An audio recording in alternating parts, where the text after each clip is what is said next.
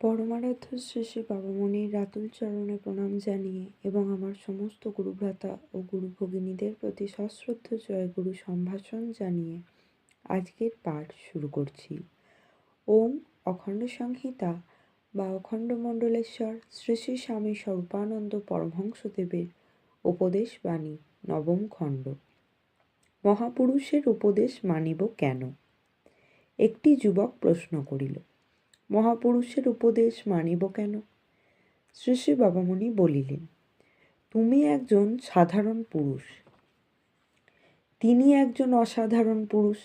তিনি তার জ্ঞানের বলে, ত্যাগের বলে, তপস্যার বলে, পরহিতৈষণার বলে, নিষ্কামতার বলে তোমার মতো একজন সাধারণ মানুষ থেকে অসাধারণ মানুষে পরিণত হয়েছেন। সুতরাং তুমি বিশ্বাস করতে পারো যে তাঁর উপদেশে তোমার কুশল লাভ হবে, তাই তাঁর কথা মানবে। প্রশ্নকর্তা বলিলেন, তিনি হয়তো কোনো কোনো বিষয়ে আমার চেয়ে শ্রেষ্ঠ, কিন্তু কোনো কোনো বিষয়ে নিকৃষ্টও তো হতে পারেন। কয়েকদিন হয় এখানে একজন মহাপুরুষ এসেছিলেন।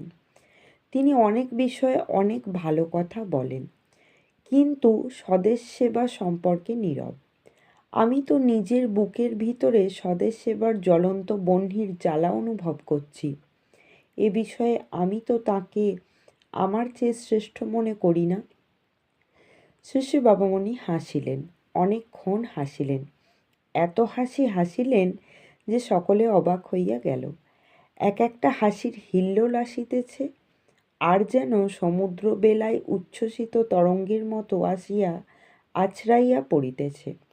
হাসি থামিলে শ্রী শ্রী বাবামণি বলিলেন, তা বেশ কথা।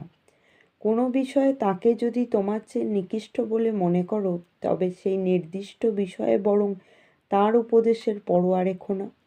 কিন্তু যে সকল বিষয়ে তিনি শ্রেষ্ঠ, সে সকল বিষয়ে তার কথা মানতে দোষ কি বাবা? জয় গুরু।